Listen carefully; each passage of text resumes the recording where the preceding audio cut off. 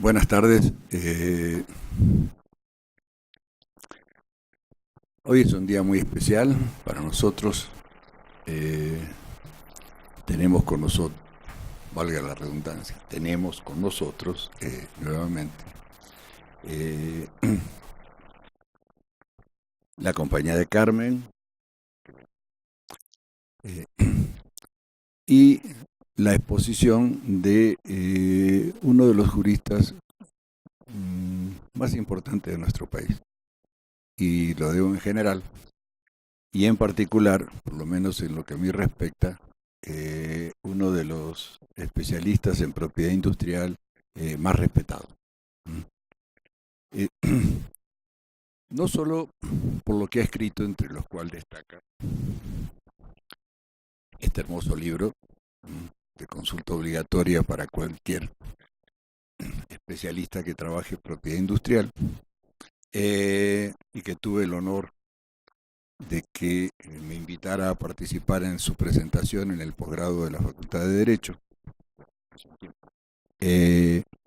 sino además por sus artículos, sus periódicos, artículos críticos, seguimos con las redundancias, en un periódico de circulación nacional, muy interesante, El Financiero. Acá podemos hacer propaganda sin que nos critiquen.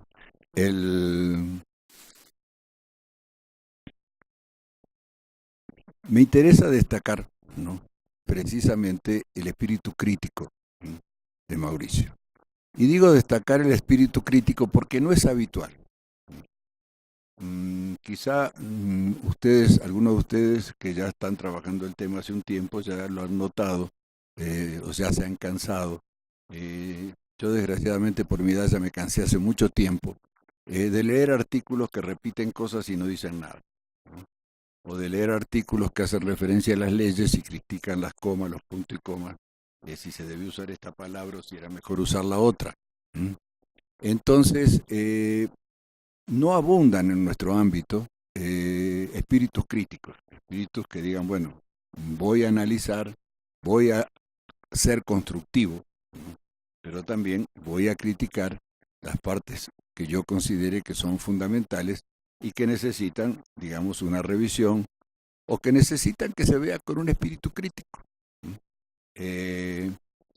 Quizá ahora con la creación, bueno, ya hace unos años, de la sala en el Tribunal Administrativo, Federal Administrativo, haya una mayor consulta de esos espíritus críticos, haya una mayor preocupación de los magistrados por este tipo de trabajos.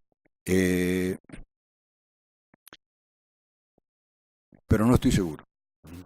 De todas maneras, creo que hay que hacerlo, creo que hay que seguir trabajando. Uno de los motivos que hace que con alegría organicemos estas reuniones con Carmen y con Manuel Becerra, que desde el más allá nos contempla, es decir, desde Vancouver,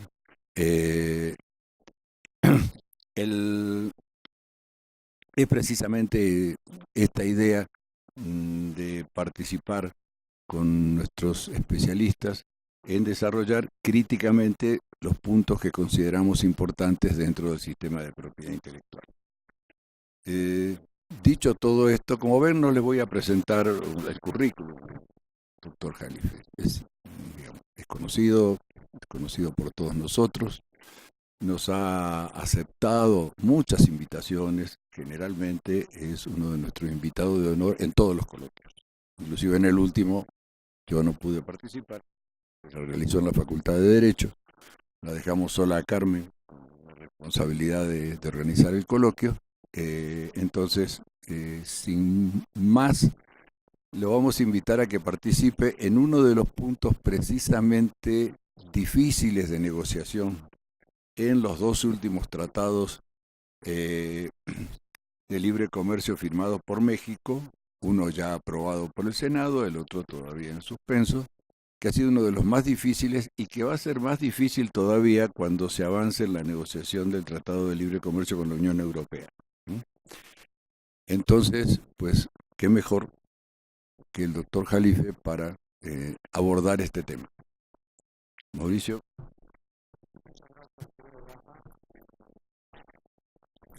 La verdad es que encantado de estar aquí en el instituto y sobre todo, digamos, compartir este panel contigo, querida Carmen, y con Rafa, que independientemente de que reconozco en ustedes pues a juristas de enorme altura y grandes expertos en materia de propiedad intelectual, pues los quiero mucho como amigos. Así es que, como siempre, muy, muy agradecido de la invitación y tratando de aprovechar este espacio, pues justo, ¿no? Para tratar de reflexionar juntos sobre estos temas.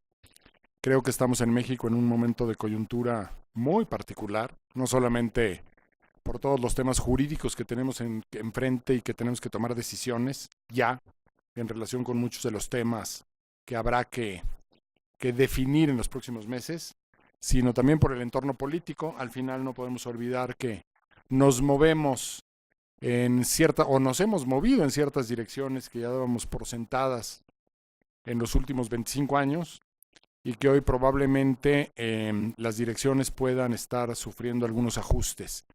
Y en materia de propiedad intelectual, el entorno económico claramente tiene una influencia, claramente, pues digamos que baña o permea con algunos de los principios que lo motivan a los temas de propiedad intelectual, que se pueden abrir o cerrar o matizar dependiendo justamente de estas variables que en el entorno general, digamos, de la economía internacional y mexicana en lo particular, podremos ir enfrentando en los próximos meses y años. Así es que yo creo que el trabajo de debate que podamos tener en este tipo de espacios se vuelve fundamental porque obviamente que esto no va a ser tarea solamente de un conjunto de legisladores que se sienten, esperemos, que no sea solo trabajo de un conjunto de legisladores que se sienten a definir cómo tiene que ser la ley en estos temas, sino un trabajo de todos los que estamos involucrados en estas materias. Esperemos que nos dejen participar. Es también nuestra obligación tocar la puerta, dar de gritos, escribir, hacer manifestaciones, probablemente encadenarnos algunas puertas, no sé qué tengamos que hacer, pero hay que hacer valer y hay que hacer oír nuestra voz, porque de lo contrario, pues probablemente mucho de lo que se pudiera haber avanzado en estas materias se pudiera perder. No es un tema solamente técnico, es un tema que trasciende a lo técnico y que tiene que responder a muchas expectativas y a muchas variables frente al mundo y frente a los usuarios del sistema en México.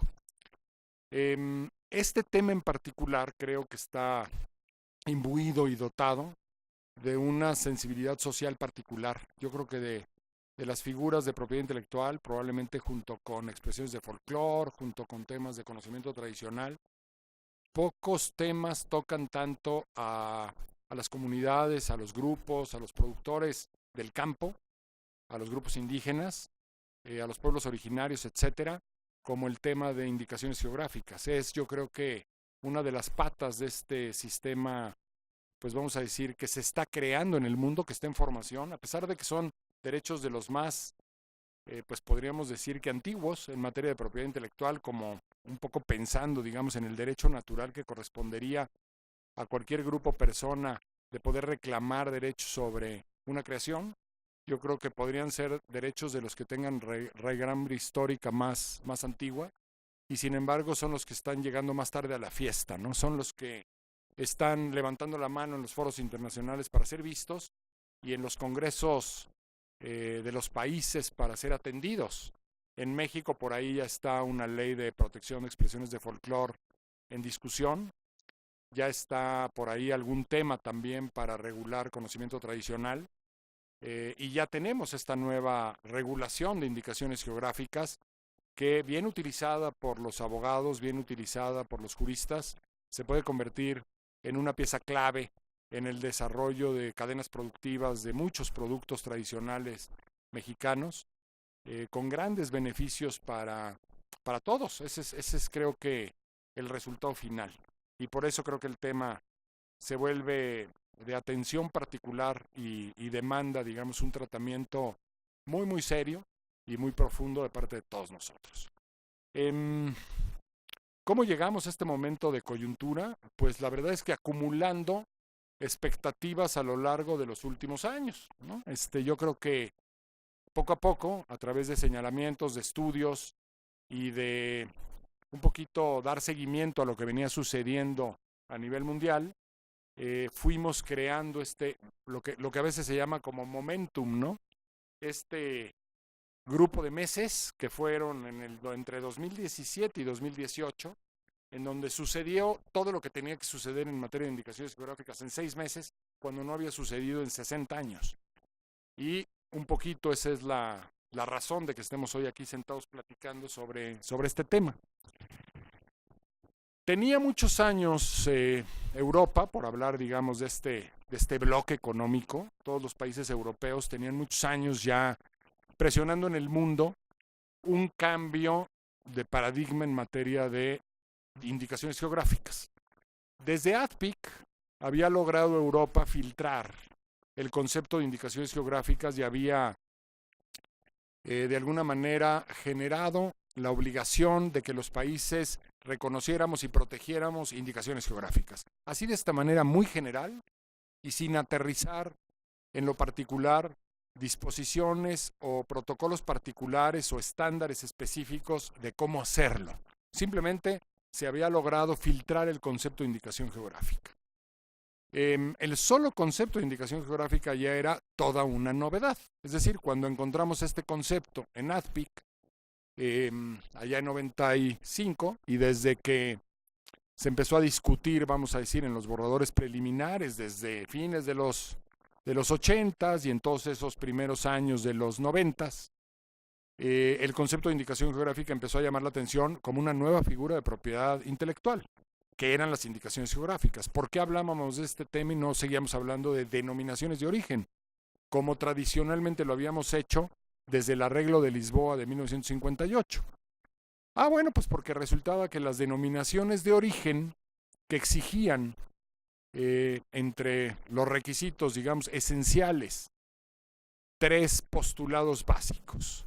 1, que el producto hubiese adquirido el nombre del territorio, zona, región, pueblo, comunidad, etcétera, que lo dotaba, digamos, de su nombre como una manera particular de identificación. 2, la participación de ciertos insumos en su manufactura, que eran propios de una zona particular y que lo dotaban de singularidad, digamos, en el contenido o características del producto. Y 3, ciertos aspectos de carácter humano, básicamente los procesos de manufactura, normalmente de orden artesanal, que le daban ciertas condiciones también particulares al producto. Ejemplos así muy rápidos, bueno, en el caso del tequila, pues justo que el nombre lo toma del pueblo de Jalisco que tenía ese nombre y que fue cuna originaria, vamos a decir, de la manufactura de este destilado de agave. Segundo, pues la presencia justo de un tipo de agave conocido como weberiano o agave azul, que hoy se conoce como tequilano, que le dota a esta bebida de ciertas características, ciertas notas y cierto perfil de sabor y de cuerpo muy características. Y tercero, un método de manufactura muy peculiar, que en el caso del tequila, pues vamos a decir, es incluso diferente a cómo se produce el mezcal, pero yo creo que si algún producto en el mundo caracteriza muy bien los métodos de manufactura que se emplean de manera artesanal, que dotan al producto de esa singularidad, pues creo que podemos citar el caso del Roquefort, que se madura en cuevas particulares en esa zona de Roquefort, en Francia, en donde hay una temperatura y una humedad tan características que han sido prácticamente imposibles de replicar en condiciones inclusive de carácter industrial, ¿no? Si no se madura en esas circunstancias, el producto no adquiere esa condición. De tal suerte que las denominaciones de origen pues eran el club elitista selecto de aquellos productos de origen que tenían estas peculiaridades o particularidades. Resultado, pues en algunos países, por ejemplo el caso de México, pues encontrar productos que verdaderamente pudieran calificar como denominación de origen es limitado, Hasta la fecha tenemos 17. De esos 17, honestamente yo creo que unos 14 difícilmente califican como denominación de origen, y lo que teníamos eran verdaderamente indicaciones geográficas. En indicación geográfica no hay esta exquisitez, digamos, en los requisitos, no hay este umbral tan elevado, sino que basta con que alguna característica particular del origen geográfico del producto les dote de fama o reputación.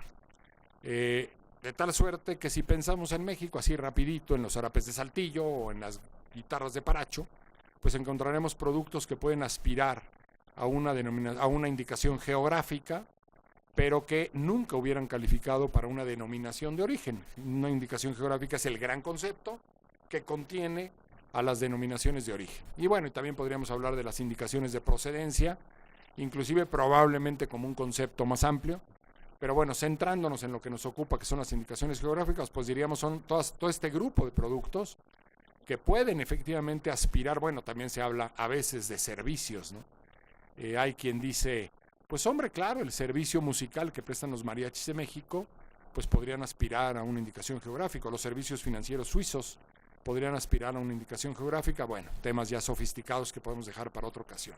Lo que tenemos en la mesa hoy es que las indicaciones geográficas se introducen con ese concepto a ADPIC, se filtran, y además se sigue trabajando en el seno de el Arreglo de Lisboa, que es el gran tratado que reguló y que creó un registro internacional para el reconocimiento mutuo, recíproco, de denominaciones de origen en el 58, administrado por la Organización Mundial de la Propiedad Intelectual, pero que había tenido, pues francamente, un avance farragoso, muy complicado en el mundo, básicamente por la incapacidad primero de los europeos de ponerse de acuerdo entre ellos, ¿no? Porque promovían mucho el Arreglo de Lisboa, pero cuando revisábamos la lista decíamos, ah, caray, ¿y por qué no está España, no? En el Arreglo de Lisboa. De tal suerte que ese siempre fue un tema que gravitó sobre esta posibilidad de escalar o no el Arreglo de Lisboa. Cuando se introduce el concepto de indicaciones geográficas en ADPIC, se marca esta primera pauta, aunque de difícil aterrizaje todavía en las legislaciones domésticas. Luego llegamos hacia hasta el 2015, en donde finalmente los europeos se empiezan a poner de acuerdo, se dan cuenta, empiezan a hacer números y restas y se dan cuenta de que la protección de denominaciones de origen y de indicaciones geográficas en lo general suma a los productos que las ostentan un valor inusitado en el comercio internacional. La estimación de algunos de los consorcios, de las agrupaciones, de las asociaciones o de las cámaras que en Europa son dueñas de denominaciones de origen es que de manera inmediata la posesión de una denominación de origen protegida impacta en el 35% de volumen de tráfico y en el 35% de valor de la mercancía cuando existe una denominación de origen, es decir, o una indicación geográfica. Le cambia la vida a los productores que tienen este nivel de protección. Y en el largo tramo, el impacto llega a ser del 50 o 55% del valor en indicaciones geográficas o denominaciones de origen como champán o como coñac, que claramente establecen, digamos, este grado de diferenciación. Y aunque en el mundo se sepa que el vino espumoso español, pues es una champaña, o podría pasar por tal, la gente sigue queriendo tomar y sigue comprando champaña y no vino espumoso. Bueno, algunos compran vino espumoso, pero en general hay esta diferencia manifiesta y clara en el mercado o en el tráfico internacional de este tipo de mercancías bendecidas o favorecidas con esta protección excepcional que otorga esta figura francamente extraordinaria y rara de la propiedad intelectual para la protección de un signo distintivo tan extraño como una denominación de origen en donde vamos a contrapelo. Normalmente repudiamos la protección a los genéricos y en estricto sentido, vamos a decirlo así, la protección de una indicación geográfica es sacar un genérico de su condición normal de ser designativo de una mercancía para darle un tratamiento excepcional que lo convierte en una pertenencia de un grupo específico. de quienes lo producen. Bueno, en ese esfuerzo, digamos, de los europeos por finalmente lograr reconocimiento para sus productos, sobre todo partiendo de la base del volumen que históricamente han logrado acumular de denominaciones de origen hasta esos tiempos. Pues Francia con más de 500, ¿no? Nada más, empezando por ahí, Alemania con un número muy importante también, Italia, desde luego, España. Bueno, hasta los ingleses tienen las suyas, no se diga algunos de los países nórdicos, algunos otros de la antigua Europa del Este, en fin, toda Europa es poseedora de importantes indicaciones geográficas. Finalmente, en el 2015 se celebra esta asamblea, esta reunión del Arreglo de Lisboa para el Registro Internacional y la Protección de las Denominaciones de Origen, y podemos entonces agregar ya oficialmente el nombre de indicaciones geográficas y denominaciones de origen, compartiendo, digamos, este nivel conceptual y este nivel de protección.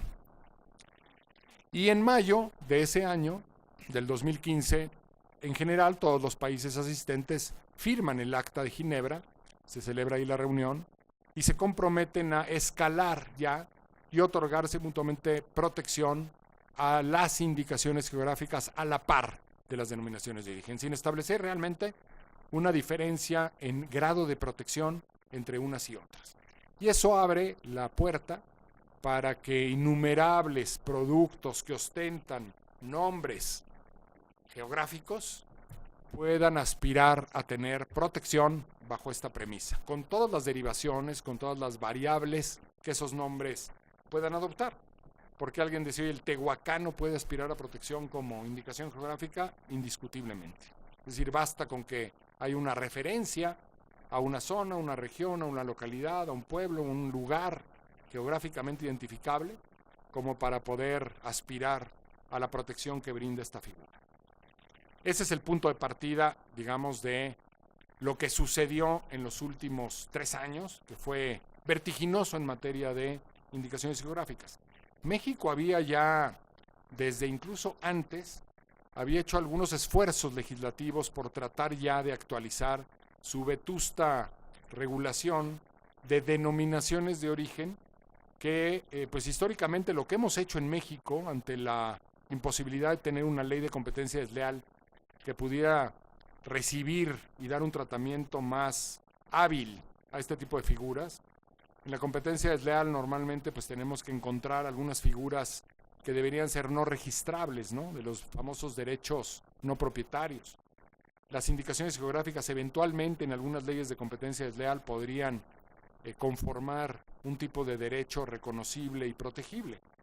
Pero yo creo que en aras, digamos, de establecer una identidad muy particular y constituir o conformar un derecho, se ha optado mucho por la figura registral para las indicaciones geográficas en el mundo, siguiendo evidentemente esta idea o esta tendencia del Arreglo de Lisboa de formar este registro internacional para el reconocimiento y la protección mutua y recíproca de las denominaciones de origen en su momento y hoy de las indicaciones geográficas.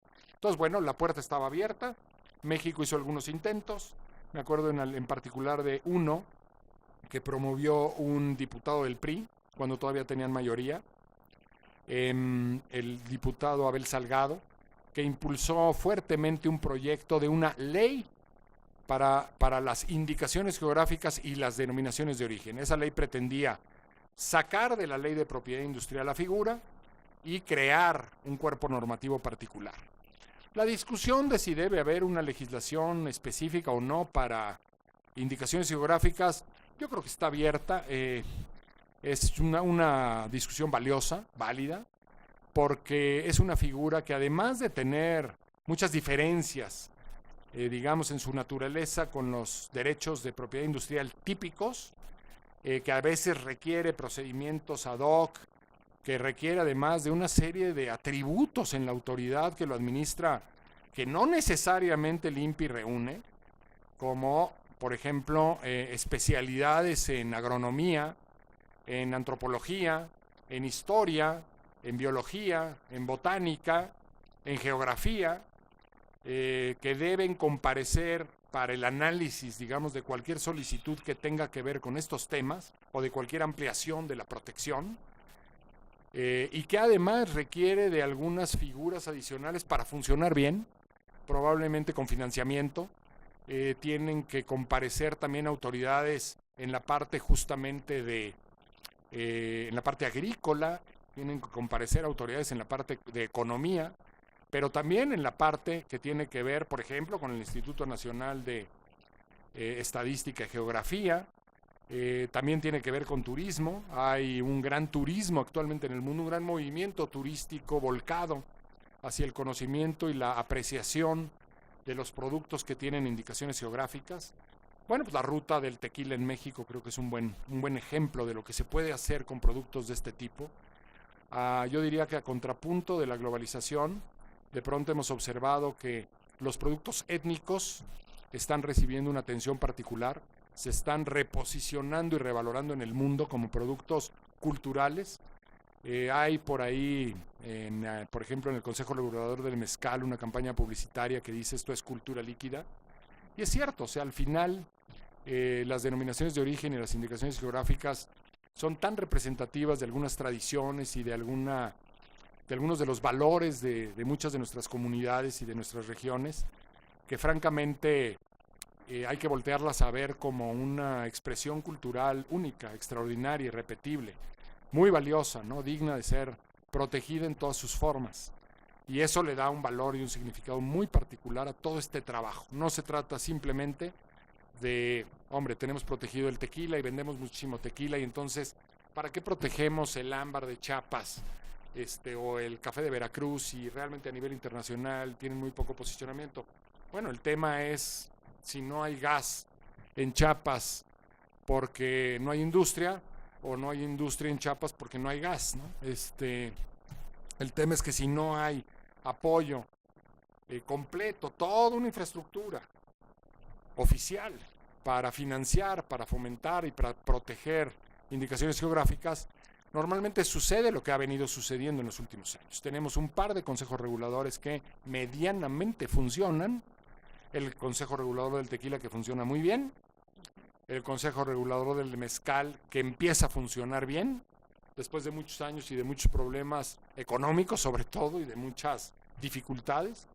Pero de ahí para abajo, las otras 15 o no tienen Consejo Regulador, o lo tienen de que se formó, pero no funciona.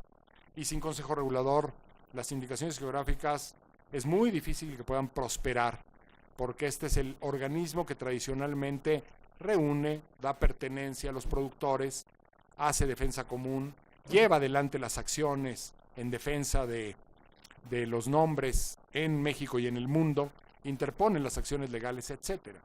Hay nada más una particularidad, porque no creo que nos vaya a dar tiempo hoy pues, de repasar cómo quedó toda la ley. Ahí iré haciendo algunas reflexiones sobre la marcha. Y bueno, ya si ustedes se interesan en el tema y le dan una leída después a cómo quedó la ley después del decreto de marzo del 2013 que le dio toda esta nueva estructura, toda esta nueva normativa a la figura, pues ahí encontrarán seguramente el contraste con algunos de los comentarios que me permitan hoy formular. En esta parte, no hay reglas para los consejos reguladores en México. Ese es uno de los grandes pendientes que tenemos. ¿Qué son los consejos reguladores? ¿Bajo qué reglas operan? Hay algunas referencias en las normas oficiales mexicanas al consejo regulador o los consejos reguladores. De pronto algunas normas hablan en plural, algunas hablan en singular, y entonces no podemos ni siquiera contestar si debe haber un solo consejo regulador o, como se pretende, pueden haber varios. Y luego, ¿qué hacemos con la certificación? La particularidad que dota a los consejos reguladores de reconocimiento, legitimación y dinero y recursos es la certificación, el hecho de que puedan operar como una entidad mexicana de acreditación, al amparo de la ley de normalización y metrología, de la ley federal. Si esta facultad de poder verificar y poder administrar, por ejemplo, en el caso del mezcal, el holograma a los productores, y esta facultad se dispersa, pues difícilmente un consejo regulador podrá concentrar el poder suficiente como órgano tripartita para poder tomar las decisiones necesarias para defender las indicaciones geográficas que administran. El caso es, por ejemplo, en Europa hay claramente una regulación sofisticada, nutrida, antigua, para consejos reguladores, y claramente está definido que opera un solo consejo regulador para cada indicación geográfica, y que en ella forman parte todos los productores. Y el consejo regulador es el titular de la denominación de origen o de la indicación geográfica. Es el que va y pelea. Cuando el consorcio del prosciutto di Parma vino a pelear a México el reconocimiento a su denominación, lo hizo el consorcio, no lo hizo el gobierno de Italia. En México, por una de estas falacias que a veces nos inventamos, que vienen de lejos, resulta que los titulares de las denominaciones de origen y hoy de las indicaciones geográficas, antes era el Estado mexicano. Hoy es la Federación. No es un cambio menor. La ley dijo hoy son bienes de la Federación, las indicaciones geográficas o las denominaciones de origen. ¿Por qué se hizo el cambio?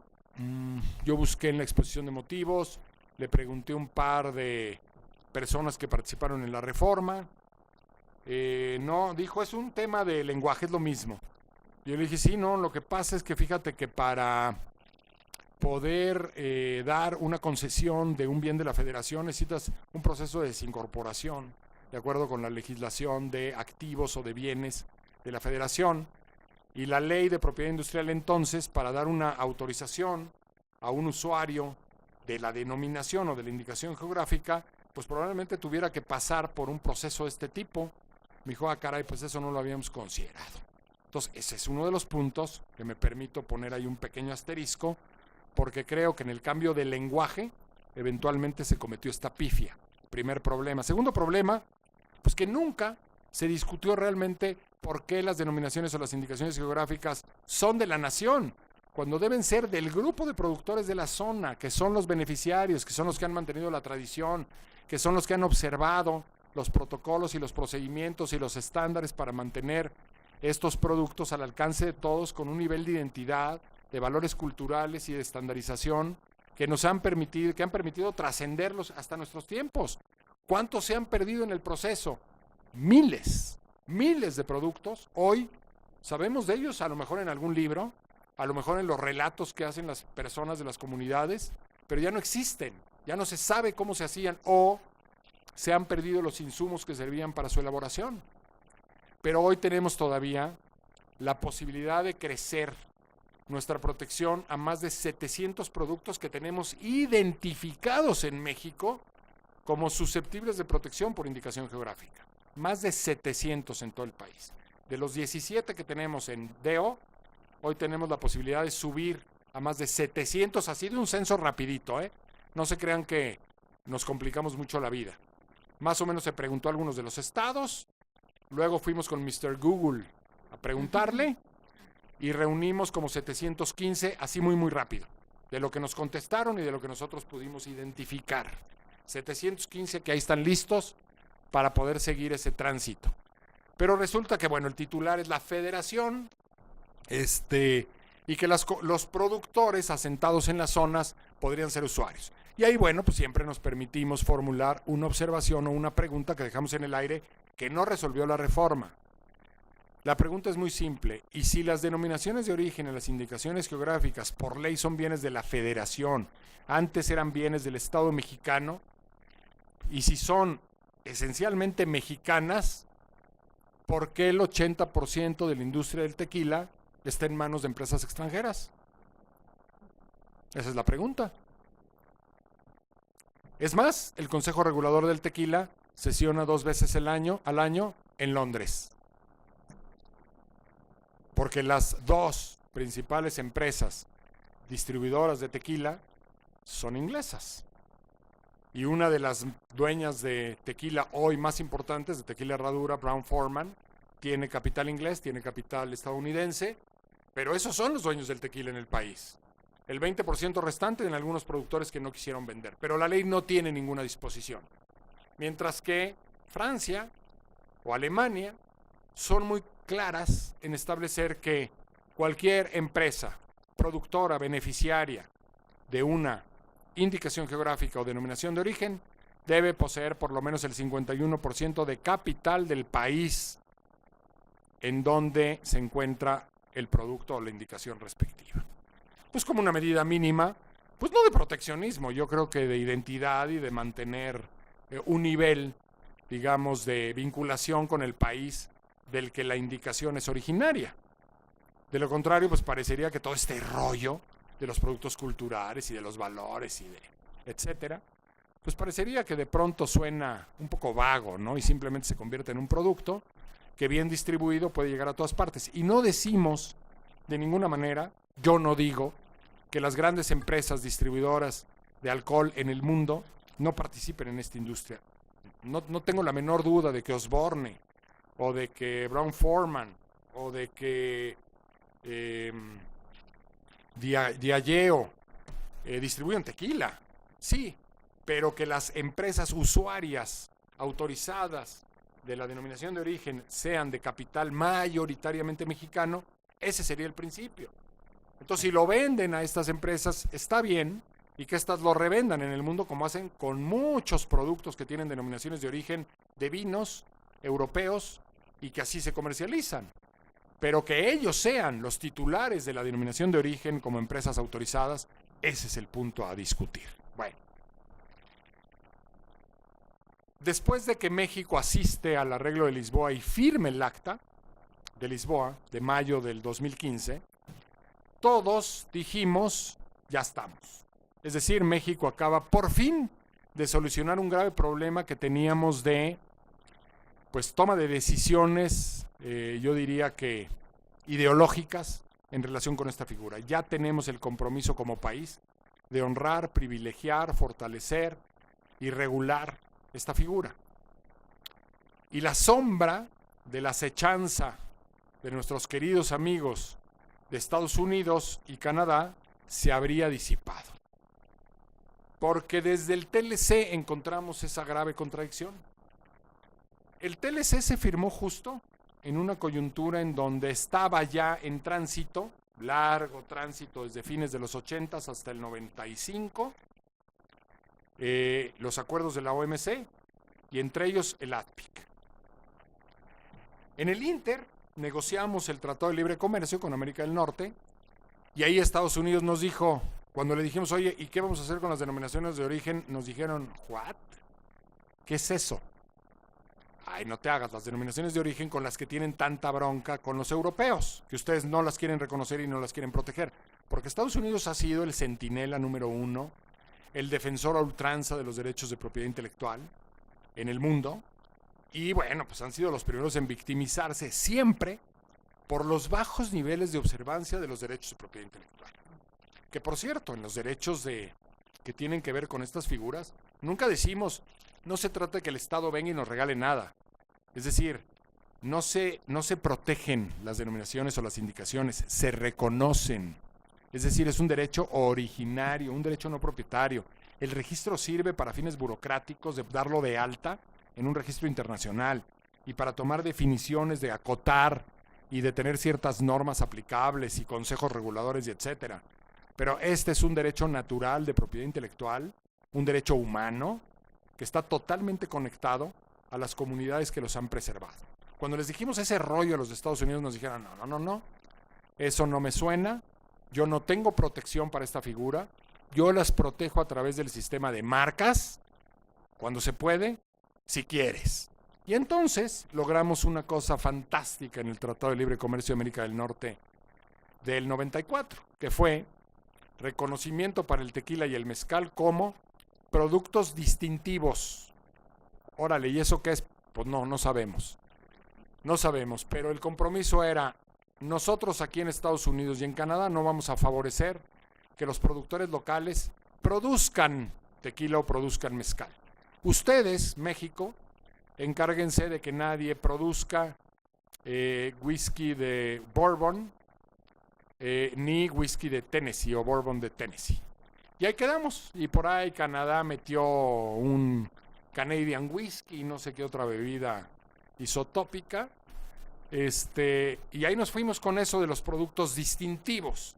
que fue una manera de eludir, evidentemente, llamarle a las cosas por su nombre. Eran denominaciones de origen. México pues tuvo que ceder en esa parte, qué raro. Y entonces pues tuvimos esa protección sui generis. Luego por ahí con Europa firmamos a mediados de los 90, en el 96, un acuerdo de colaboración de protección de bebidas espirituosas. Ahí logramos filtrar el tequila y alguna otra. Europa metió todos sus vinos y algunas otras bebidas, que fue un principio, un marco interesante ya de reconocimiento. Al amparo de ese acuerdo de colaboración, la industria del tequila en México logró exportar cantidades que fueron creciendo geométricamente año con año. Durante 9 años, el tequila fue en esos años de inicios de los 2000, gracias a estos acuerdos, fue la bebida con denominación de origen que mayor crecimiento tuvo en el mundo, más que champana y más que muchas otras. De hecho, está considerada entre las 5 bebidas que más se venden a nivel mundial. Eso es lo que a veces importa de una denominación de origen, ¿no? Llegar a esos niveles puede derivar beneficios para un país de manera descomunal. No creo que vayamos a alcanzar las cifras del petróleo. En el futuro va a ser mucho más necesario el tequila que el petróleo, claramente. Pero bueno, pero se alcanzan unos números en un volumen en litros que digo, wow. Y el mezcal va para allá. Pero ¿qué creen? Que el mezcal ya empieza a ser presa, pues, de las empresas internacionales que le empiezan a echar el ojo. Y nada más chequen, vean por ahí el número de empresas extranjeras que están registrando autorizaciones o sesiones de autorizaciones de uso del mezcal en el INPI, y la gráfica es espantosa, ¿no? Es decir, es una industria que tiende evidentemente a industrializarse y otra vez a volverse una industria de capital extranjero. Entonces, bueno, ese es un tema después para discutir. Nosotros tenemos ahí, bueno, se les comento en plan anecdótico, una cosa que de estas que se llaman litigio estratégico, que es un amparo contra leyes. Cuando se publicó la reforma, presentamos un amparo contra la ley, considerando que le faltaba al artículo que regula los requisitos para ser usuario autorizado de una denominación de origen o de una indicación geográfica, el tema de que esa empresa fuera de capital mayoritario mexicano o persona física mexicana, de nacionalidad mexicana. Y estamos todavía peleándonos por el desechamiento de que fue objeto del amparo por falta de legitimación, a pesar de que consideramos que tenemos interés legítimo, pero ya parece que vamos a ganar el amparo para que nos admitan. Bueno, ya llevamos un añito peleando, ahí la llevamos, ya les reportaremos a ver qué pasa. Pero bueno, este es otro tema que podría el Congreso rápidamente revisar y resolver. Hoy creo que hay condiciones para que el Congreso pueda voltear a ver estos temas desde una perspectiva más nacionalista, y creo que es de las partes de la ley que conviene reivindicar. Bueno, entonces teníamos esta confrontación ideológica de origen entre los dos sistemas. Por una parte, nuestra vocación, nuestra historia y el número de productos que pueden ser beneficiarios de indicaciones geográficas en México nos llevaba totalmente a la versión europea, al estilo, al sistema europeo, no hay duda. Pero por otro lado tenemos pues a nuestro querido socio, que nos impone siempre condiciones muy, muy rudas en las negociaciones de temas de propiedad intelectual, y que normalmente pues nos ha dictado las pautas de qué debemos hacer y qué no. En muchos temas Europa y Estados Unidos coinciden, no hay problema, en patentes farmacéuticas y en otros temas estandarizables de propiedad intelectual, ahí van de la manita y entonces no es problema, pero en este tema tienen visiones totalmente confrontadas. La razón es muy simple: Estados Unidos no tiene o tiene muy pocas indicaciones geográficas valiosas, tiene algunas pero muy pocas y no son valiosas a nivel mundial. Y por otro lado es un productor, es el primer productor en el mundo de quesos que ostentan los nombres de los quesos europeos, que en algún momento no eran susceptibles de protección como denominación de origen, y que sí lo son bajo la premisa de la indicación geográfica. Gouda, Edam, Roquefort, Manchego, Parmesano, Parmigiano Reggiano, Brie, Camembert, y ahí nos seguimos con la lista. Ahí nos seguimos. Prácticamente todos los quesos que comemos tienen denominación o indicación geográfica protegida por Europa. Pero resulta que los que compramos en México, muchos de ellos, si voltean la etiqueta, se producen en Estados Unidos y los importamos de Estados Unidos. Entonces, evidentemente, hay muchos millones en juego por todo el futuro de estos productos en el mundo. Tanto así que Estados Unidos dijo, si yo pierdo estas batallas en el mundo, mi industria lechera se termina. Mi industria de derivados lácteos llega a su fin. Lo que obviamente para una visión tan proteccionista como la de Estados Unidos, esto era muy pernicioso. Y no digamos en la administración Trump. Así llegamos justamente hasta el TPP, este tratado transpacífico de asociación, que México se sube a la negociación de manera tardía, cuando se da cuenta que va a perder claramente ventajas muy importantes de aranceles y de cuotas con algunos de los nuevos socios de Estados Unidos, por ejemplo en textiles, Vietnam, con India, y en América Latina, por ejemplo, con Chile, en algunos otros temas, de tal suerte que con Australia en otros temas, de tal suerte que cuando México se da cuenta de esto dice, pues mira, yo no lo estaba considerando, pero quiero que me inviten, y es el país número 12 en subirse al TPP. Y empieza a negociar fuertemente en ese tratado, a emular las ventajas que estaban teniendo algunas otras empresas de otros países en su nuevo trato con Estados Unidos, cuando de pronto Trump, que ya lo había anunciado desde su campaña, toma la administración y su primer acto de gobierno es determinar su salida de este tratado. De tal manera que nos quedamos 11. ¿Qué tenía el tratado? Tenía algunas disposiciones en materia de, muchas disposiciones en materia de propiedad intelectual. De hecho, no hay un tratado en el mundo con un capítulo tan robusto de propiedad intelectual como el TPP, extrañamente. Bueno, cambia de nombre, seguimos adelante los 11 países, lo firmamos, pero todo se queda en suspenso en materia de indicaciones geográficas. Y todo se queda en suspenso porque ya sabíamos también que o renegociábamos un tratado de libre comercio con Estados Unidos o seguramente nos quedábamos sin TLC, lo cual para algunas industrias en México, en particular la automotriz, pues significaba realmente una erosión patrimonial irreversible, o sea, un golpe brutal, digamos, en la estructura de maquila de este país, ¿no? Y de industria del ensamble. México empieza, cuando Trump empieza a amenazar con que se termine el TLC si no hay una renegociación adecuada, México voltea hacia Europa y toma la idea que estaba en el escritorio, que ya se había manejado, de escalar sus acuerdos de colaboración con Europa y llevarlo a un tratado de libre comercio con la Unión Europea, al estilo de Colombia, al estilo de Canadá y de algunos otros países que ya habían negociado con ellos. México dice, pues mira, tenemos que tomar algunas medidas de por lo menos empezar a tratar con algunas nuevas novias, porque a lo mejor nos quedamos sin la buena, ¿no? Que era perfectamente posible en el escenario de, pues yo no diría que de locura, pero de decisiones improvisadas del presidente Trump o emocionales o claramente electorales. Bueno, pues no se podía prever qué podía pasar. Así es que México empieza a negociar muy fuerte con Europa y en muy pocos meses logra un acuerdo. Pero Europa, la Unión Europea, le condiciona a México la firma del tratado completo. O sea, imaginemos todos los temas en sus 20 y tantos capítulos que tiene un tratado de este tipo. Todo eso queda condicionado a un tema,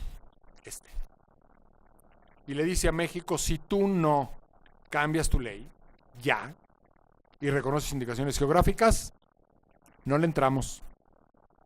No firmamos el tratado. O sea, podemos llevar las cosas hasta el final. El último tema que se cerró fue este. Y de hecho los europeos lograron algo que nunca se había logrado en un tratado comercial de este tipo, que fue reconocimiento directo vía tratado de indicaciones geográficas particulares. O sea, no fue el concepto introducido en nuestra ley. No fue solamente el hecho de que generáramos una nueva ley, sino que vía tratado hay una lista específica de indicaciones geográficas que México reconoce y protege como tales. en el propio tratado, que hoy están ante una situación jurídica cuestionable. Ahorita les diré por qué. Bueno, resulta que entonces México, el trabajo que no había hecho, pues por lo menos en los últimos 15 años, de revisar esta ley y poderla adecuar a la exigencia de ADPIC desde el 95, México por fin introduce el concepto en marzo del 2018 de indicaciones geográficas a la par de las denominaciones de origen. ¿Qué hacemos? Replicamos la protección. ¿Qué diferencia particular brutal existe entre indicación geográfica y denominación de origen para fines prácticos? Y que fue una pregunta constante para muchos productores de vinos en el país. Oye, ¿por qué no proteges tu vino como denominación de origen? Porque los vinos, pues por su propia naturaleza, normalmente reúnen las condiciones precisas para ser protegidos, porque estas características de sabor que toma una uva por ser cosechada en una condición ambiental específica, en una ubicación geográfica particular, simplemente, por ejemplo, una uva que es cosechada de un lado de una montaña y del otro lado de la montaña, por la humedad imperante, aunque estén a la misma altura, toman sabores completamente diferentes. La misma vid. Toman una de aquí, la siembran del otro lado y da una uva de apariencia parecida, pero de sabor muy diferente, por lo menos para los que conocen, digamos, de sabores en esta materia. Y entonces resulta que cuando les decíamos a los productores de vinos en México, oigan, bueno, ¿y por qué no tramitan denominaciones de origen? Nos decíamos, no podemos, no queremos, fíjate que no. ¿Pero por qué? O sea, ¿cuál es la razón? Entonces, después de mucho discutirlo con ellos, pues se ve que ya se habían puesto de acuerdo, un día salió el peine. Y entonces me dijeron, mira, Mauricio, no podemos tramitar una denominación de origen porque ya no vamos a poder comprar uva de donde la necesitemos. Dijo, ¿a poco de veras crees que todo el vino que producimos es con nuestra propia uva? Ah, pero si es denominación de origen no hay problema. Perdón, si es indicación geográfica. Porque el insumo de la zona no es una condición sine qua non para el otorgamiento de la protección y el mantenimiento de la protección. Esa es la diferencia. Que en las indicaciones geográficas, como no se tiene que utilizar un insumo particular de ciertas características, sino un insumo que responda a unos estándares mucho más amplios y flexibles, pues entonces se puede importar el insumo de cualquier parte, o traer, o comprar, o vender. Y esa es una diferencia importantísima entre una figura y otra. Bueno, empiezan las figuras a compartir este tema cuando de pronto pues tenemos que negociar indicaciones geográficas en el TEMEC, en el nuevo tratado con Estados Unidos. Bueno, Europa, nada más para terminar esa idea, Europa nos dio una lista de 340 indicaciones geográficas de quesos, vinos, cárnicos y hasta productos raros. Bueno, ¿cómo se llama este que es de Gijón? ¿Cómo? El mero turrón, ese mero. El turrón de Gijona y todos esos productos, bueno, pues todos estaban en la lista. Muchísimos vinos, muchísimos quesos, entre otros manchego, que fue sujeto de una particular deliberación, obviamente, porque decíamos, a ver, te vamos a otorgar protección para el manchego español, que para empezar no es de vaca, es de cabra, ¿no? Y es un madurado, y acá pues es un queso convencional, o sea, yo me hago una quesadilla con tu manchego y no jala. Y aparte cuesta 10 veces más. Entonces no hay manera, y es genérico en México, o sea, todos los manchegos de este tipo, todos los quesos de este tipo, les llamamos manchego, no lo podemos dejar de llamar manchego. Bueno, se llegó a una solución inteligente. Te vamos a proteger la denominación manchego para los manchegos curados, madurados, que vienen de España, y les vas a poner una banderita. Para ese grupo selecto de consumidores de origen español que normalmente reconocen, identifican y consumen ese producto. Pero no vamos a dejar de usar el manchego como un genérico para los productos que conocemos como manchego y nos seguiremos haciendo quesadillas con la pena. Y estuvieron de acuerdo, no tenían alternativa. En ese caso no tenían alternativa. En otros, se llegó a la conclusión de algunas cláusulas que se llamaron ahí en la negociación. Unas se llamaron de abueleo y otras cláusulas de salida, fade out. En algunas simplemente se nos dio un tiempo de seguir utilizando un término y luego dejarlo de usar a los productores mexicanos para prepararse. 8 años, en el caso de feta, por ejemplo.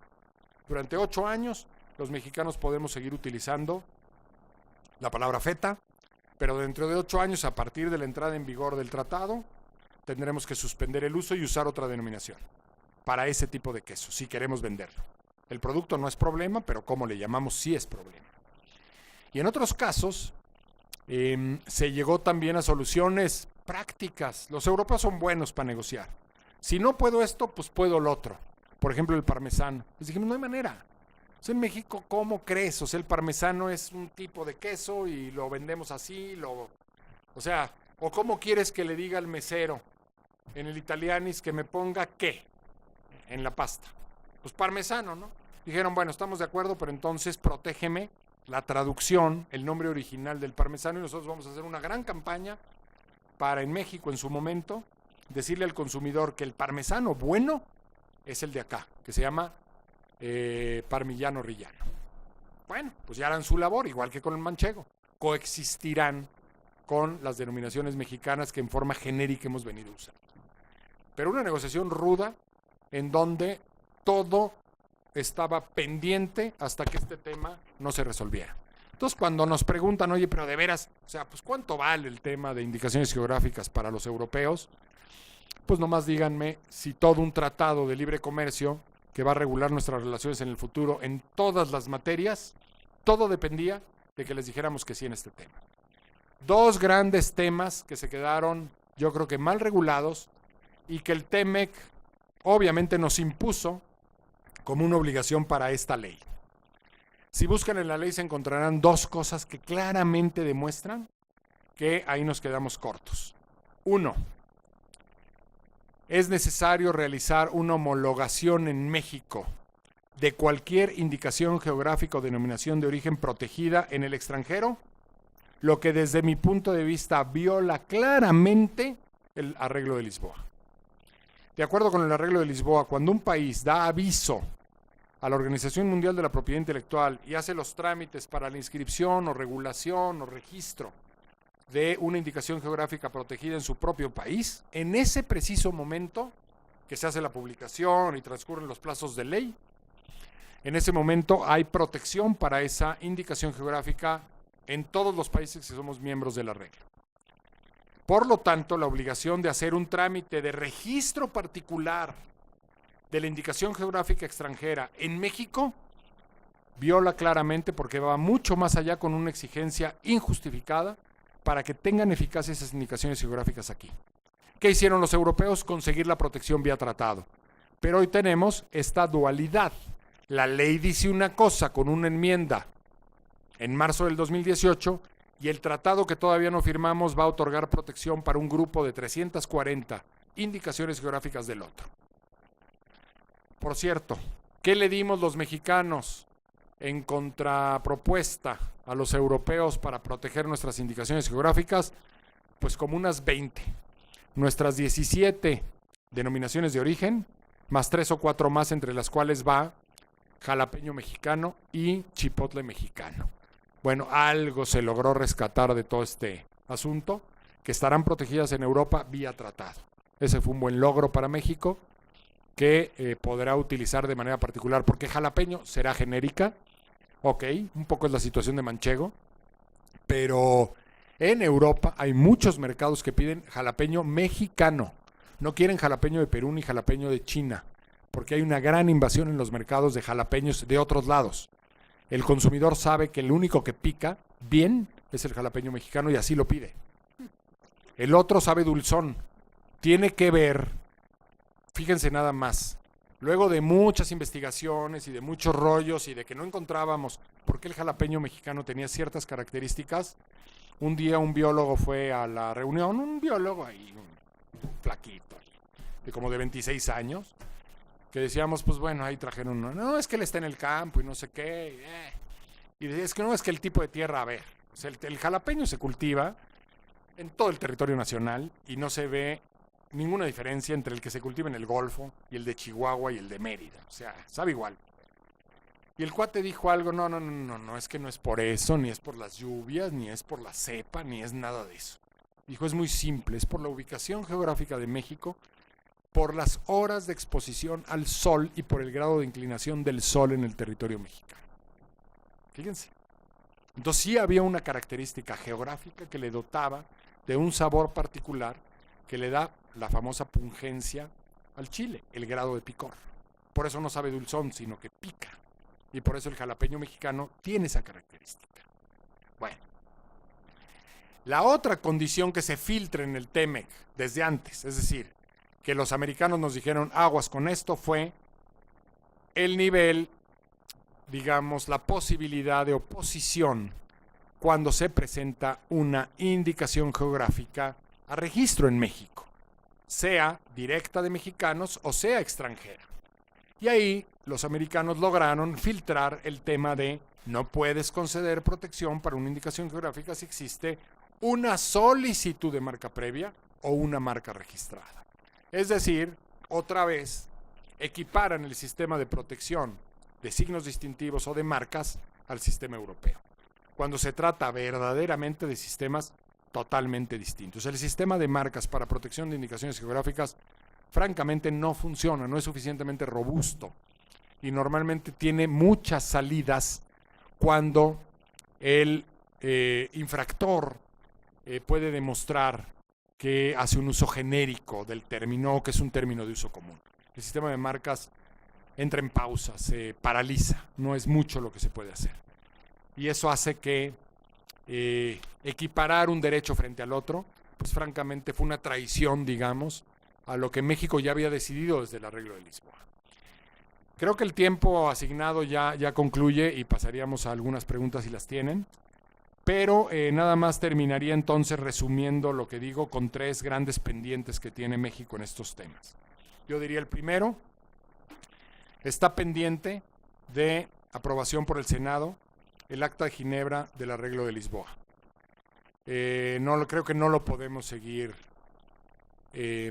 retrasando o demorando. Creo que es urgente que México ratifique que estamos en el arreglo con todos nuestros sentidos puestos en ello. México es uno de los países con mayor diversidad o megadiversidad. Es uno de los países con mayores expresiones folclóricas. El 16% de nuestra población es de origen indígena o campesino. Tenemos mucho que hacer en ese terreno y además un tema de justicia social que hemos venido postergando por años. Y aparte, hemos sido un país alineado claramente con esta ideología y somos un país que tiene muchas indicaciones geográficas que exportar al mundo. Alebrijes de Oaxaca o barro negro de Oaxaca o mole negro de Oaxaca, no más, así 3 de un solo estado, ¿no? Así rapidito. Y luego tenemos, yo creo que también que hacer un aterrizaje muy inteligente de los 3 tratados. Los 3 tratados tienen disposiciones en materia de indicaciones geográficas que se contraponen y que van a tener que ser incrustados en nuestra ley de propiedad industrial a ver cómo. Entonces, en el espacio que nos dejan, tendremos que ser, hace rato platicando con Rafa, justo usó esa frase y ya se la copié, de en el espacio que nos dejan los tratados tenemos que hacer un trabajo muy inteligente, bordar muy fino para encontrar cómo, digamos que sin violar lo que ya tomamos como obligación en esos tratados, poder tener un aterrizaje muy terso en nuestra ley y que sea una ley funcional, que no entre esta ley en parálisis porque no encontremos cómo hacerlo. Y lo tercero sería revisar la ley porque tiene muchos problemas técnicos. En la prisa por tener una legislación rápido que diera respuesta a los europeos en la parte de que nos presionaron y nos dijeron, enséñame tu nueva ley y me siento y negociamos y resolvemos el tema del tratado. Hicimos la reforma y la lanzamos en marzo del año pasado. Y la verdad es que tiene, ya leyéndola con calma, tiene cualquier cantidad de efectos técnicos de lenguaje y de contraposiciones y de errores y de fallas, que no importa. lo podemos resolver. Eso. Y como parte de ese resolver, yo diría el cuarto gran pendiente en esta materia, es dotar a los consejos reguladores de indicaciones geográficas de una estructura normativa que les dote de recursos y que además les exija transparencia y les exija rendición de cuentas. Porque también hay ese otro problema. No queremos que se conviertan en sociedades de gestión colectiva o sindicatos de productores de los que tan malas experiencias tenemos. No queremos que se conviertan en organismos ocupados y preocupados de defender y de explotar y de escalar la protección y el reconocimiento de las indicaciones, pero rindiendo cuentas y generando obviamente adhesión y pertenencia de parte de los productores. Y eso solamente con transparencia y con rendición de cuentas se logra. Pero hay que darles recursos y hay que dotarlos de estructura. Esas serían mis propuestas, son las reflexiones que quería compartir con ustedes. Ahí está la presentación, creo que ni siquiera empecé con la primera lámina. Ni me acordé, perdón, pero ahí está, y ahí están los artículos y algunos comentarios. Aquí se queda, si a alguno le interesa tenerlas, seguro que se las comparten. Y sí, pues yo los invitaría a que den una buena leída al capítulo de la ley. Yo creo que una de las cosas que México tendrá que decidir ahora que haga este ejercicio de traer las disposiciones de los tratados a nuestra ley interna será definir si queremos una ley independiente o no a la ley de propiedad industrial. Yo votaría porque sí. Creo que es una figura tan particular que para facilitar su manejo nos vendría muy bien dotarla de cierta, digamos, de una autoridad particular que la administre. Creo que le haría muy bien. Y que pueda coordinar los esfuerzos de las secretarías. Esa parte de andamiaje legal, de la coordinación de las secretarías que tienen que ver con el tema, es también otra de nuestras carencias. No hay quien lo haga y por ahí un acuerdito del Ejecutivo no creo que vaya a ser suficiente. Bueno, gracias y estoy a sus órdenes.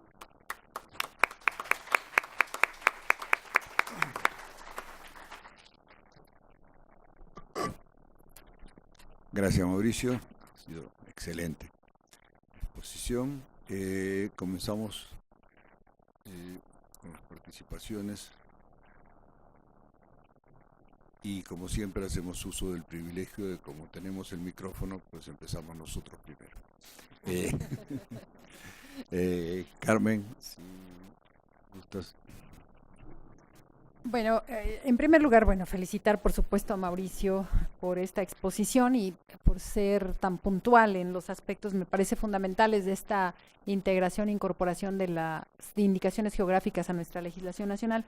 Realmente me parece muy importante lo que hicieron de promover el amparo, tratando de rescatar aspectos que definitivamente no podemos esperar a que se resuelvan vía el Congreso de la Unión. Sí. Quién sabe si en algún momento se logre que se entienda el por qué, mientras si se logra lo del amparo. Me parece muy importante realmente. Yo felicito esa proactividad de parte de ustedes.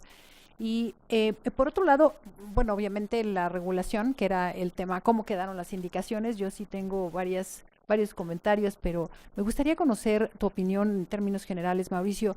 Me da la impresión justamente que al hacer esa reproducción íntegra prácticamente de la regulación de denominaciones de origen a las indicaciones geográficas, representa el riesgo para México, para nuestro país, de que tengamos los mismos inconvenientes que han enfrentado las denominaciones de origen en la práctica y que las reproduzcamos. O sea, ¿cuál fue la lógica que está detrás de copiar algo que no nos ha funcionado?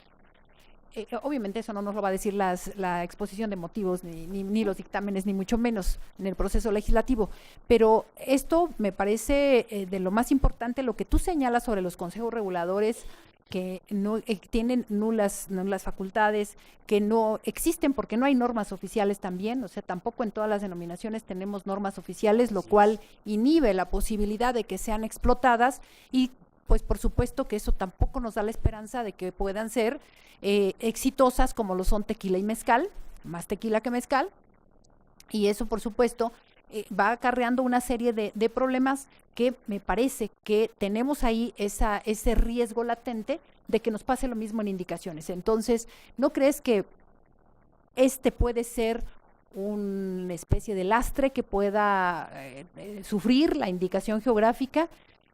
¿Qué opinión te merece, Sí, Mauricio? Carmen, tienes toda la razón. Es un tema, digamos que muy preocupante, porque efectivamente no se decantó la figura de indicaciones geográficas.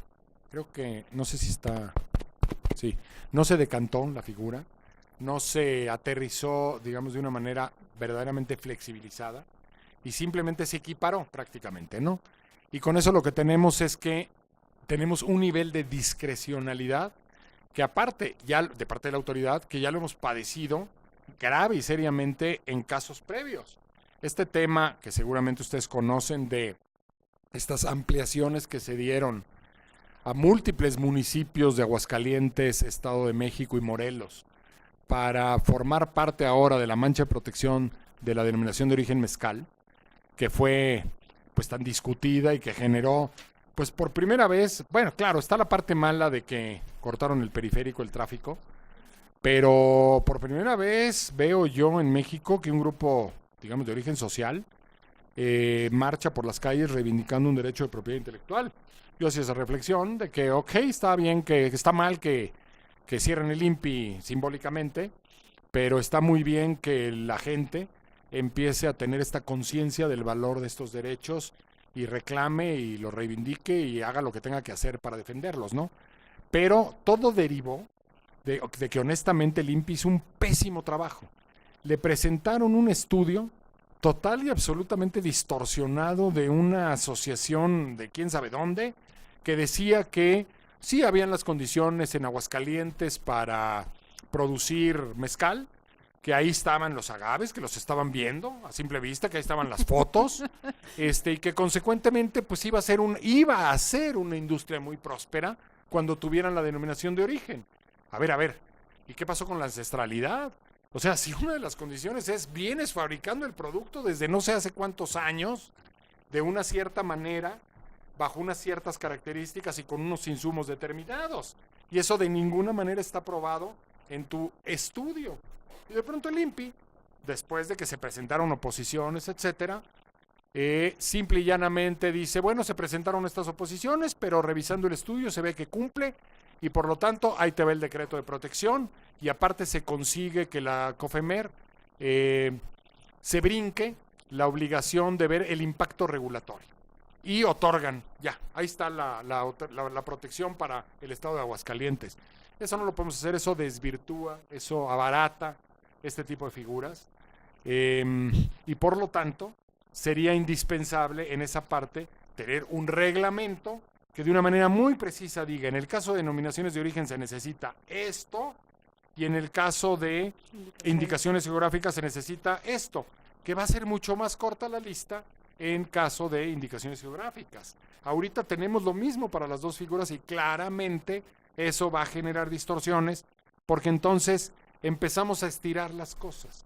De las 17 denominaciones de origen que tenemos en México, la verdad, ¿cuántas merecían la protección? ¿4? ¿5? Talavera de Puebla, hubo por ahí objeciones, etcétera, a nivel internacional, le quitaron el Puebla y luego alguien preguntó, oye, ¿y dónde está Talavera? Pues no existe. Y entonces tenemos una denominación de origen sin origen o sin denominación. O sea, ¿qué es eso, no? El Ejecutivo local sí expidió un decreto creando la región de... Bueno, eso fue pero eso a ya se posteriori. vuelve una broma Sí, y exacto. entonces jugamos a nada, ¿no? Sí creo que se necesita un reglamento porque la cantidad de elementos que hay que observar y cuidar en estos temas, repito, de la parte botánica, de la parte geográfica, de la parte estadística, de la parte de ancestralidad, de la parte de insumos, de la parte de antropología, de la parte de historia, está tremenda. Ahora que vimos el estudio, digamos, histórico de cómo es que surgió el nombre de jalapeño en México, fue complicadísimo. Aquí en la universidad, en la Facultad de Historia, hicieron un estudio muy interesante porque no se sabía, por ejemplo, por qué el escudo de Jalapa tenía unos chilitos jalapeños alrededor. ¿Y qué pasó? ¿De dónde? Bueno, resulta que Jalapa nunca ha producido chile jalapeño, pero en el Golfo de México sí, y se concentraba en Jalapa, y en Jalapa se empezó a enlatar y se mandaba a México. Entonces lo empezaron a llamar, es chile serrano, en estricto sentido. Le empezaron a llamar chile jalapeño porque venía de Jalapa. Y esa es la razón. Entonces, son muchos temas que hay que ahondar en ellos, que hay que revisar muchas particularidades para poder tener denominaciones e indicaciones geográficas en México que valgan la pena. Sí, pero bueno, ahí está el trabajo para hacer. Es cierto, y bueno, si me permite, Rafa, solamente una cuestión que me parece muy importante, que también fue un fenómeno que se dio con respecto a las denominaciones de origen en su momento, que yo no sé si tú tuviste la oportunidad, Mauricio, de saber que el INPI en algún momento incluso llegó a recomendar o a reconocer de alguna manera que las denominaciones no estaban funcionando y recomendaba que se registraran marcas colectivas, o sea, aun cuando desvirtuando y restándole, por supuesto, la importancia que tiene la denominación de origen como institución jurídica y todo lo que conlleva, cuando era lo único que teníamos, porque no teníamos la indicación geográfica, y la recomendación por parte de la propia autoridad de que se registraran marcas. Mira, aquí lo tenía yo anotado, ya no llegué a ese punto, pero eso que tratas es clave, Carmen. Ahora marcas de certificación. Primero, las marcas colectivas claramente no tenían ni la naturaleza, ni la vocación, ni digamos que la estructura como para poder contener indicaciones geográficas o denominaciones de origen. De hecho, eran marcas totalmente nulificables porque la ley decía que no eran registrables y no contenía una excepción para los productores o nada. Entonces, era una sin razón. Hoy pretenden tratarlo de resolver con el tema de marcas de certificación. Ustedes, grupos de productores, si antes de la indicación geográfica quieren registrar una marca de certificación ante mi INPI y me dan los estándares y los procesos, registro la marca de certificación. Claro, tenemos ahorita algunos grupos ya formados como asociación de productores que están tramitando marcas de certificación y ahora que les dije, oigan, ¿y en qué momento la vamos a escalar a indicación geográfica? Y me dijeron, no, así nos quedamos. Pues es nuestra. ¿Para qué queremos abrirla? Que cualquiera que venga y se ponga y sea usuario y nos compita. Pues es nuestra y aquí definimos, ¿no? Entonces, es un contrasentido. Yo lo sostengo. El sistema de marcas con el sistema de protección de indicaciones geográficas, la verdad es que resulta muy difícil compatibilizarlo. Está bien, pero entonces tendría que establecerse de qué manera la marca de certificación se diluye o se pierde en presencia del decreto de protección de la indicación. De lo contrario, pues no hay forma de echar abajo ese registro. Entonces es otro tema. Pero sí, las marcas colectivas definitiva y absolutamente no eran la solución.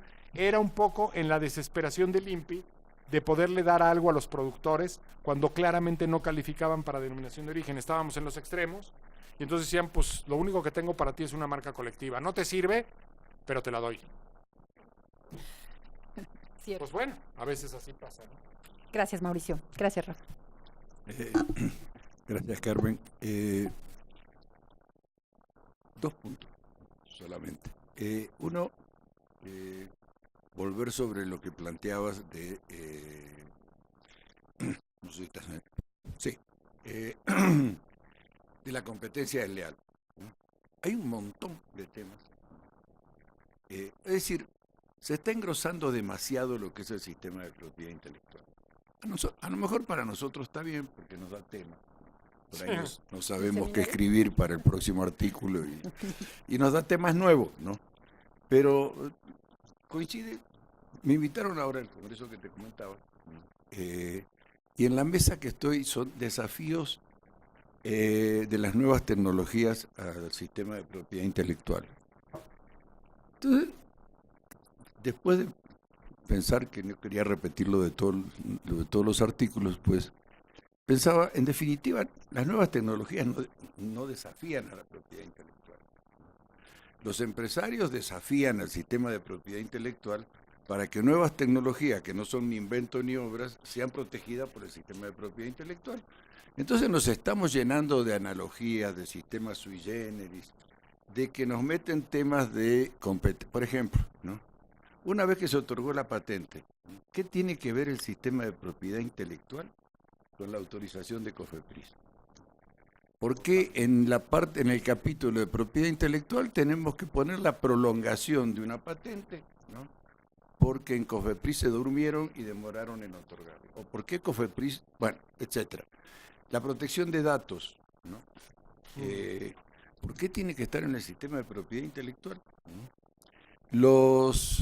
Es más, un señor en la revista de la OMPI, un funcionario de la OMPI además, muy alegre, dice, el problema de los fármacos biológicos no es la patente, el problema de los fármacos biológicos es la ampliación de la protección de los datos, ¿no?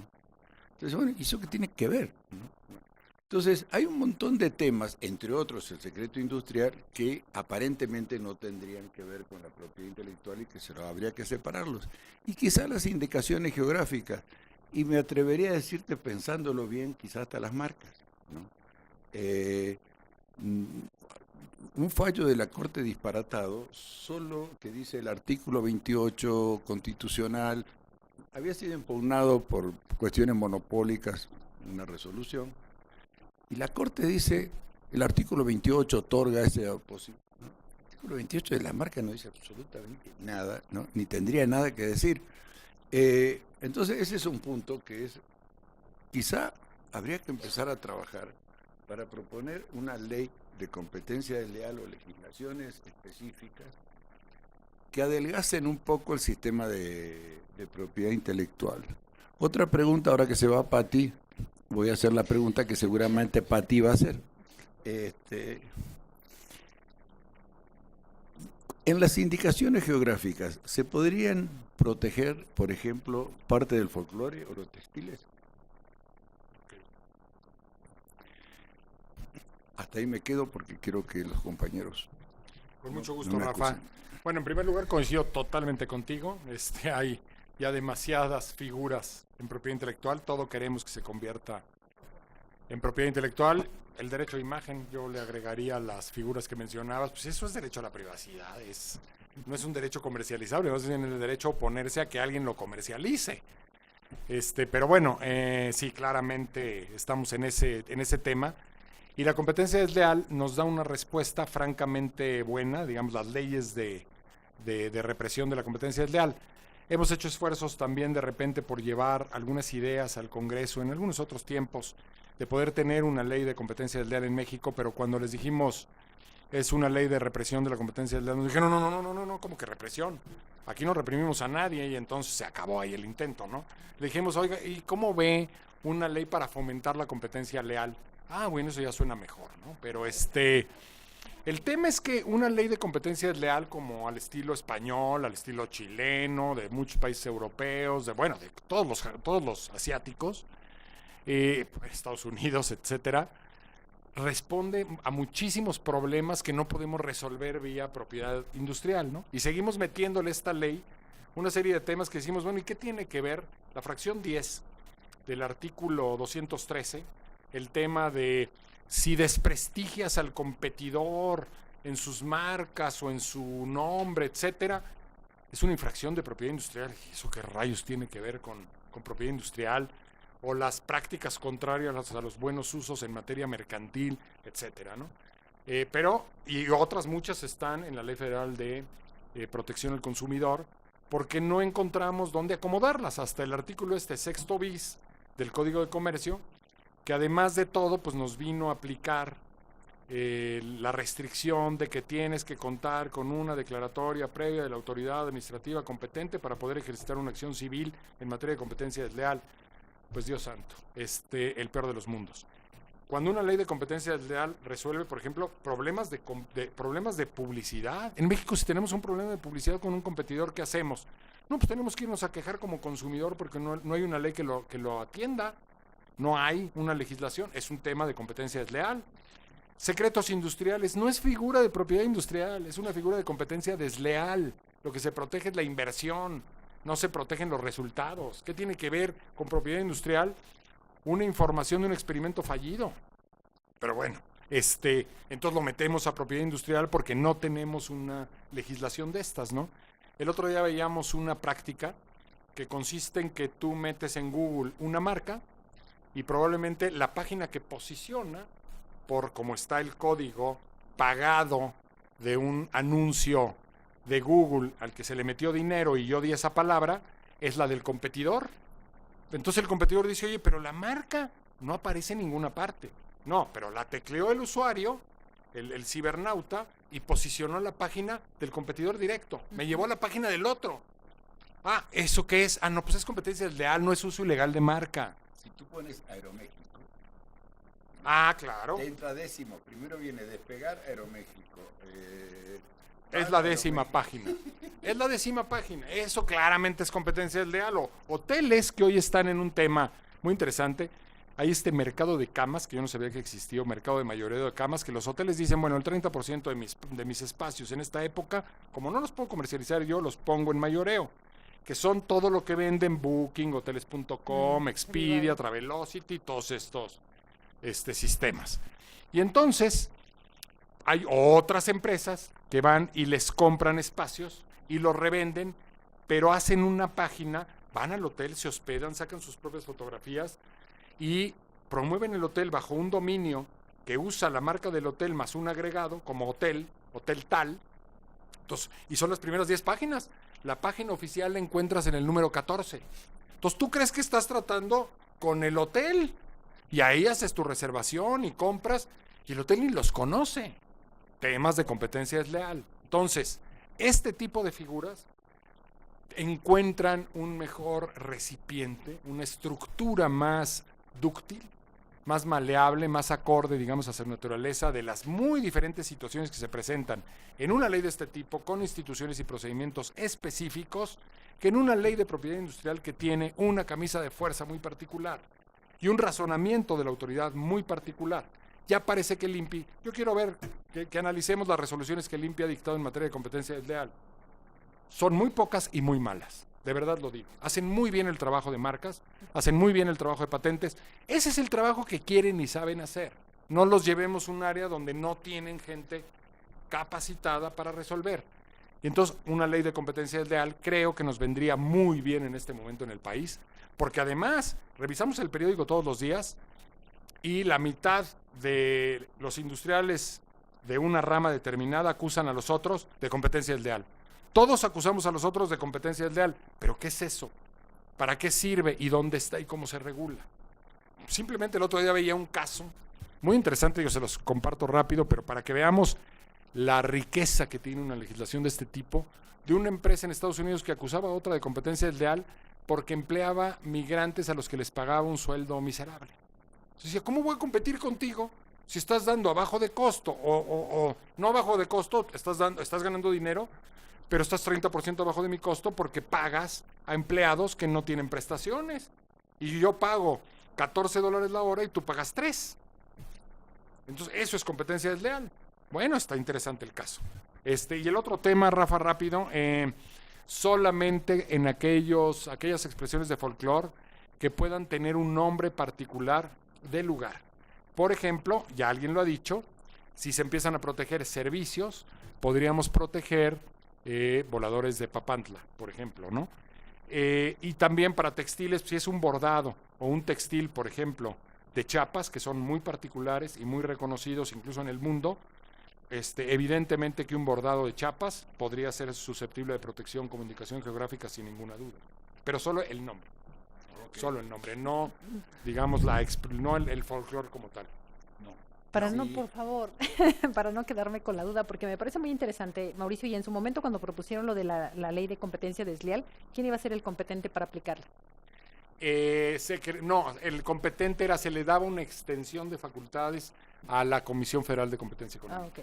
Es que es un área muy conectada a competencia económica. Y es multidisciplinaria, ¿no? Porque ahí sí tendría que conocer propiedad intelectual, tendría que conocer, ahí sí muchos temas, mercantil, civil, etcétera, responsabilidad, no sé, porque la competencia desleal también puede estar en el Estado. Pero sin duda, era un poco el Indecopi mexicano. O sea, empezar a trabajar en esta visión un poco no tan fragmentada, digamos, de las materias, sino en una autoridad que pueda, de repente, puede ser que toque temas de derechos de los consumidores, o temas de propiedad industrial, o temas de competencia, están muy conectados, o temas directamente de prácticas monopólicas. Hoy el cruce de caminos entre ejercicio de derechos de propiedad intelectual y competencia y prácticas monopólicas es brutal. En Estados Unidos y en Europa es toda una regulación y en México no la tenemos.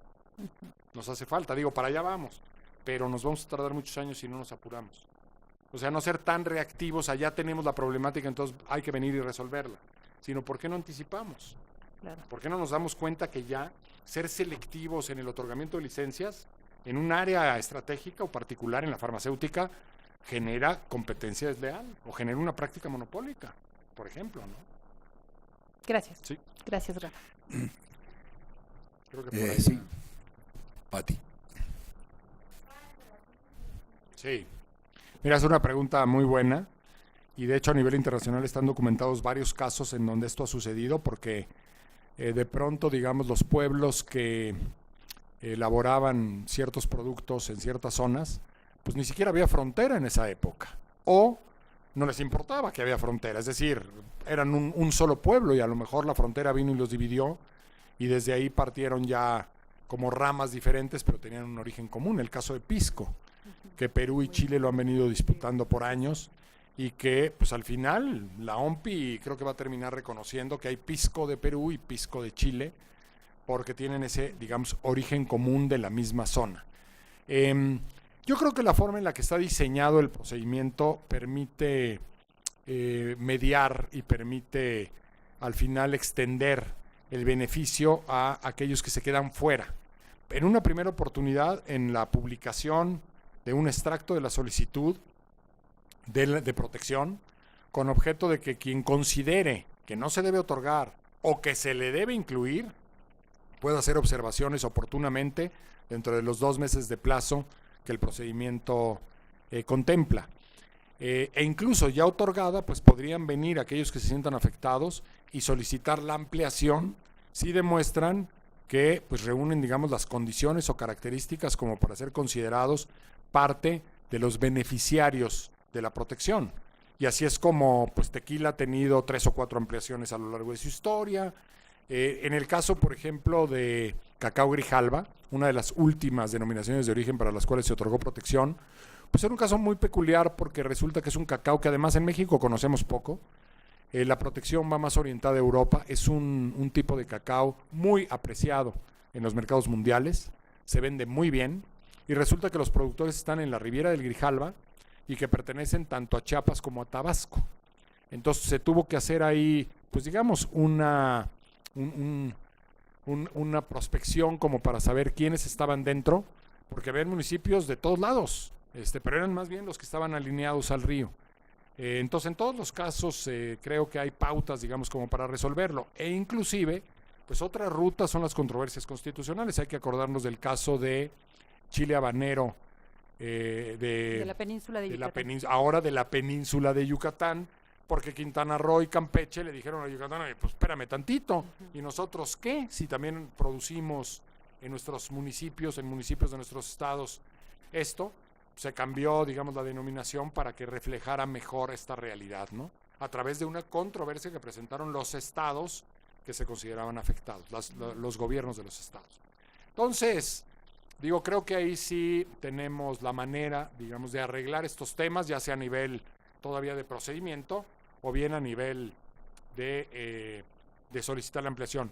Yo creo que algo óptimo es que como abogados, pues está muy bien tratar de asesorar a nuestros clientes de la mejor manera posible para que desde el principio, si hay este mosaico, digamos, de municipios, pues convocarlos, explicarles, sumarlos al esfuerzo, no tratarse de pasar de listos y felizmente tratar de tener un grupo, digamos, sólido y con buen nivel de identidad entre ellos, ¿no? Que de colaboración. Y entonces funciona muy bien. Tenemos un grave problema derivado de la falta de regulación, porque al final son asociaciones civiles que hay buenamente, de acuerdo a su criterio, van llamando a los productores, luego hay, a veces hay siempre grupos disidentes, entonces llegan a formar su propia asociación por otro lado y empiezan a haber controversias, y quién entonces tiene la posibilidad de dar las acreditaciones, y además hay intereses económicos, etcétera. Y todo eso es falta de claridad en las reglas. Sí, adelante.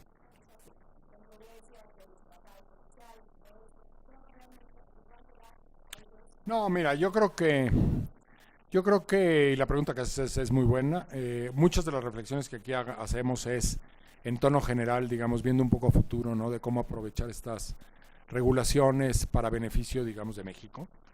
Pero en los casos particulares, yo creo que ya el estado que tiene en este momento la legislación ya nos ofrece alternativas que no teníamos y que son muy aprovechables, muy ventajosas. Una es, yo te diría, pues el grupo de productores, si todavía no hay la suficiente cohesión y eventualmente tampoco se tienen los suficientes recursos como para impulsar, buscar una indicación geográfica que requiere estudios sesudos, que requiere mucha información histórica, etcétera, etcétera, pues probablemente sea muy bueno poder presentar una solicitud de marca de certificación para tener un primer apoyo.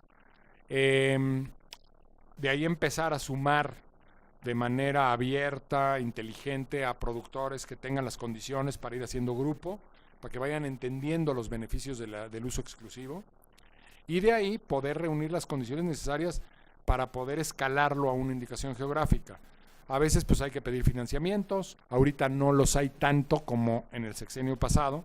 Antes, por ejemplo, la Secretaría de Turismo tenía ciertos fondeos, también la Secretaría de Agricultura daba dinero para denominaciones de origen, hoy no los hay, entonces está más complicado de repente hacer los estudios, pero se pueden acercar con universidades y buscar otros mecanismos, pero todo eso es tiempo y ciertos gastos. Entonces, la marca de certificación puede ser una buena primera medida y de ahí empezar a escalar a la indicación geográfica en cuanto se pueda. ¿Y cómo te beneficias? Es de la federación. Eso es retórica. Al final es de los productores que obtienen autorizaciones porque están en la zona beneficiaria del decreto de protección. Esos son los verdaderos beneficiarios. Entonces, esto de que es de la federación y no es tuyo, no, pero yo te quiero decir, en el mercado del tequila, en cuanto se vende una autorización como usuario de la denominación de origen tequila.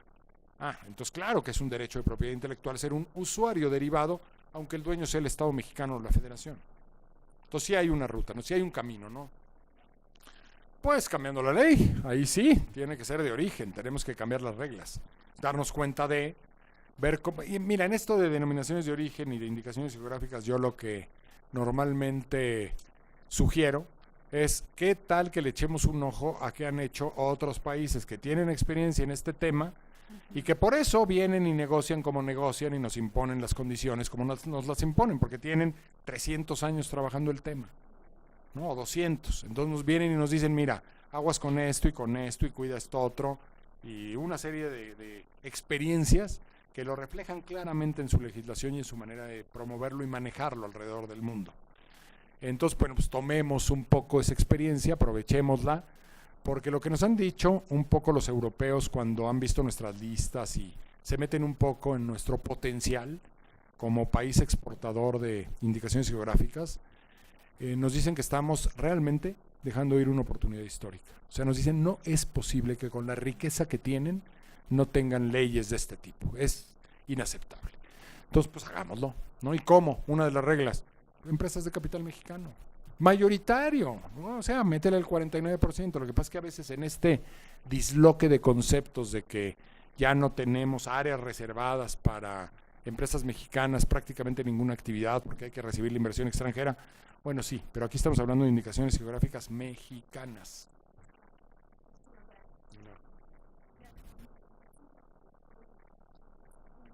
No, ellos forman organismos que están muy bien regulados, que les llaman consorcios, que hay siempre miembros del Estado, miembros de la iniciativa privada, tanto productores como distribuidores, es decir, tratan de que todos los sectores estén representados, pero están todos los productores, y las reglas son muy claras, y tienen que rendir cuentas, y tienen que explicar cuáles son las gestiones que realizan en defensa de las denominaciones de origen y de las indicaciones. Y van a todos los foros internacionales en la materia y tienen o forman parte normalmente, por ejemplo, algo que nos falta mucho en México es formar parte de una agrupación mundial que yo creo que es la más influyente en esta materia, que se llama Origin y que pues promueve muchísimo la cultura de respeto y protección de indicaciones geográficas. Y están ahí todas las agrupaciones y consorcios que defienden este tipo de temas. Entonces, pues un poco otra vez, abrevar de la experiencia de los que lo han hecho durante muchas décadas y que nos platiquen sus experiencias y tomar lo bueno y hacerlo más rápido, ¿no? Yo creo que por ahí va la cosa. Sí.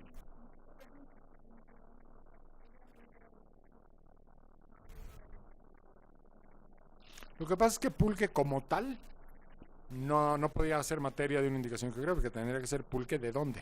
Pulque de Hidalgo, o pulque de Tlaxcala, o pulque de Milpalta, que son los famosos. Y no me pregunten por qué sé que son de ahí, pero de ahí son. Y es así que serían protegibles como indicación geográfica. Pero tienes toda la razón en el tema de hay que educar al consumidor y al empresario acerca de estas figuras. Porque de pronto nosotros vamos a hablarle a alguna comunidad sobre estos derechos y de verdad que nos ven con ojos de extraterrestres. O sea, así como diciendo, ¿de qué habla este sujeto? Entonces hay que empezar por lo básico, y ya que le entienden, son los más entusiastas. Pero pues hay que llegar a ese nivel, ¿no? Claro. Sí, claro, también que los consumidores poco a poco nos vayamos dando cuenta de que consumir productos con indicación geográfica es una forma muy directa de beneficiar a productores, normalmente de comunidades indígenas o de pueblos originarios. Ok, bueno, ese dato yo no lo tenía y no me suena tan extraño. Que eso pudiera explicar haber incrustado, digamos, esa figura en su momento. Voy a seguir esa línea de investigación para hacer observaciones. Así es. Por eso salió ese decreto de ampliación del mezcal. Bueno, gracias por el dato. Y en relación con la normatividad, no, sí. O sea, a partir de la reforma ya tenemos la figura en México. Desde marzo del 2018, en la Ley de Propiedad Industrial no es una norma específicamente dedicada, pero el capítulo completo es de denominaciones de origen e indicaciones geográficas a partir del artículo 155 de la ley. Ahí encuentras toda la regulación de la Ley de la Propiedad Industrial. Al contrario. Muy bien. Agradecemos mucho. Para otra reunión, la pregunta, ¿cómo hacen con el té de Ceilán? Ah, bueno. Claro. Y desapareció Ceilán.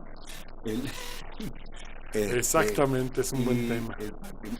Fíjate que en lo del pisco, ya Perú y Chile aceptaron que al declararse Patrimonio de la Humanidad fuera conjunto el origen.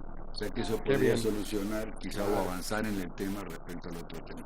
Totalmente. Muy bien. Mauricio, Carmen, les agradezco.